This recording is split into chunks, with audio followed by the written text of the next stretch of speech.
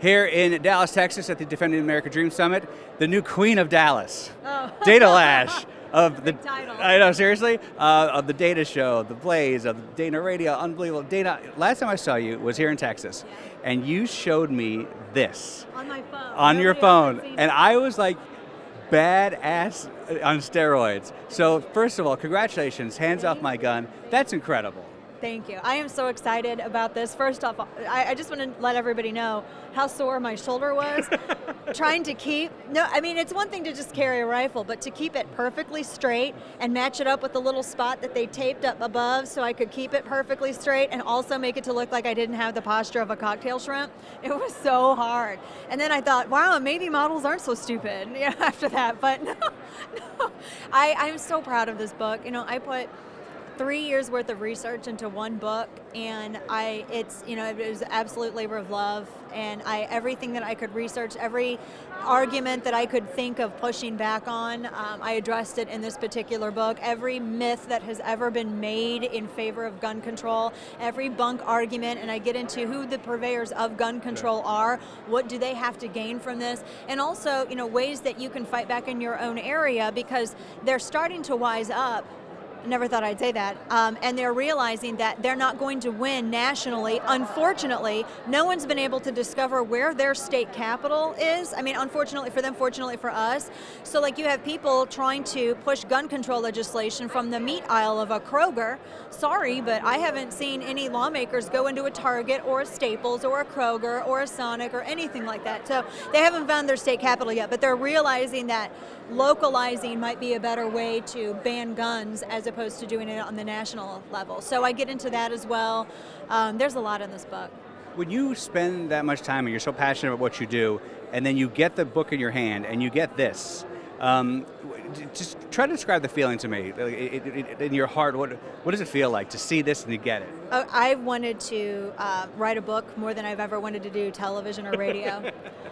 In fact, I studied print media. I didn't study broadcasting, and I hated speaking to people.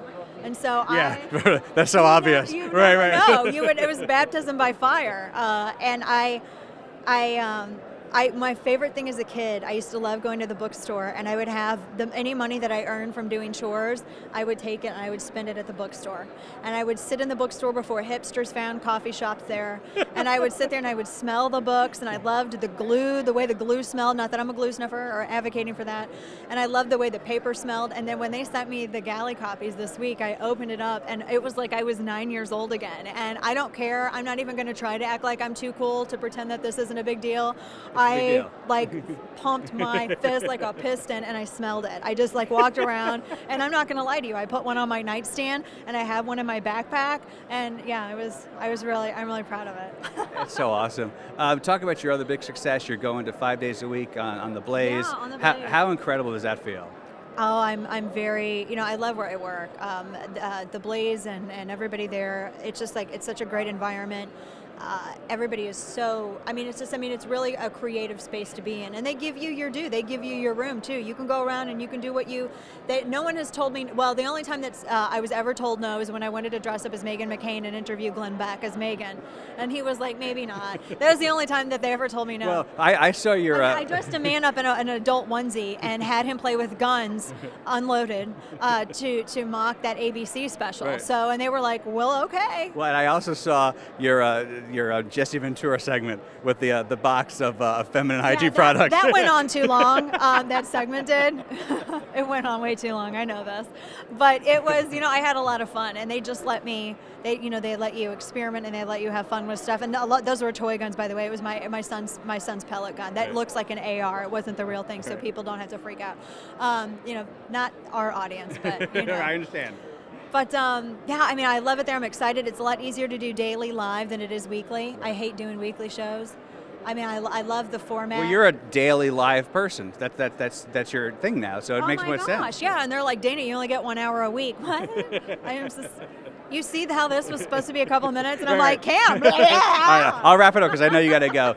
Real quick, we're here in Dallas. You moved to Dallas from St. Louis. Talk about Ferguson for a minute because I know you and Chris lived close to Ferguson. Yeah. There's so many issues there with race, militarization of the police, possible police brutality. It goes on and on and on and on. What was your take on Ferguson, and where does Ferguson go from here? And actually, where does the country go from here, because it's become a national issue? I don't know where Ferguson goes from here. I still have family and friends that live there. We lived just, like 5 to 10 minutes away. We live downtown in the city. I could see the arch from my backyard. It's sad. I hated seeing that happen. The thing is this is what happens when you vote for big government. This is what big government rots. It's exactly what this is. The way that it was handled. If you don't like if you don't like the police state, ask yourself, then who controls the state? Who controls the state in Ferguson? You have Democrat sheriffs, and yeah, I'm going to be completely partisan about this. You have Democrat sheriffs. You have a Democrat rep for that area. You have one, a moderate Republican conservative that's the mayor of that area, who's only just recently elected. And this is what happens when you get big government. People who complain about the militarization of local law enforcement, well, where have they been? Since 2008, we've been talking about this. In 2009, I talked about the MIAC report, which was a statewide report in Missouri. It had Governor Jay Nixon's name on it, and it had the Missouri Highway Patrol's name on it, local law enforcement names on it, and they were saying that if they were talking about behavior that could be defined as that of a domestic terrorist. And if you read Ayn Rand, or you carried a Gadsden flag, which is a military authorized flag, then that could be behavior that could be potentially identified as that being of a domestic terrorist. Then they had the MIAC report. Then in Missouri, you had the Obama Truth Squad, where you had Bob McCullough, who is the county prosecutor for St. Louis County, and you had Sheriff Glenn Boyer, who's been the sheriff since before I was born. I think he's a vampire because he hasn't aged and he's been there forever.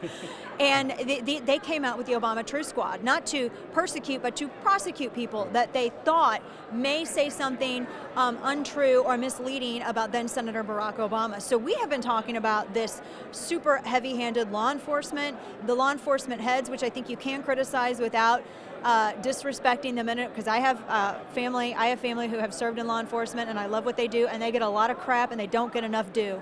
But unfortunately they can't run the department themselves. Those are the heads of the law enforcement, and those are the people we're criticizing. Last question: as awful as Jay Nixon has been in this situation and others, I don't know her name, but there was a state representative who literally tweeted to him, "F you." Oh gosh, which one? Yeah, but she tweeted "F you." It was either Maria Chappelle Nadal or it was Jamila Nasheed. See, Jay Nixon has been MIA. He's a wallflower. He thought he could become a VP contender or maybe a possible senator by just sitting on the sidelines and twiddling his thumbs. But hold on. But regardless of his negatives, if you have someone in elected politics tweeting "F you" to the governor, No, that's I mean, bad. regardless of Democrat or Republican, where is civility gone? And I'm trying to remember if this was the same senator that had proposed a bill. I think it was the same senator that had proposed a bill demanding that schools check and make sure that parents don't have firearms in their homes. And I'm pretty sure if it was Maria Chappelle Nadal, I'm pretty sure it was either her or Jamila Nasheed. That was one of the pieces of legislation that they had proposed over a year ago. But that's absolutely, I don't like Jay Nixon, but I'm not going to sit here and criticize my governor that way, or my former governor. Right. And an elected official needs to have better grace and better representation and more respect for the office that they hold. Respect for office goes two ways, and unfortunately we have people in it that don't respect it themselves. Yeah. Dana, where do people where's the one-stop shop for Dana Loesch? DanaRadio.com, and you can go and pre-order Hands Off My Gun. My preferred retailers, Barnes & Noble. It's out October 21st. You're the best. Congrats on the book and the show. Thank you. Good to see you, Dana. Thanks, Kim. You too.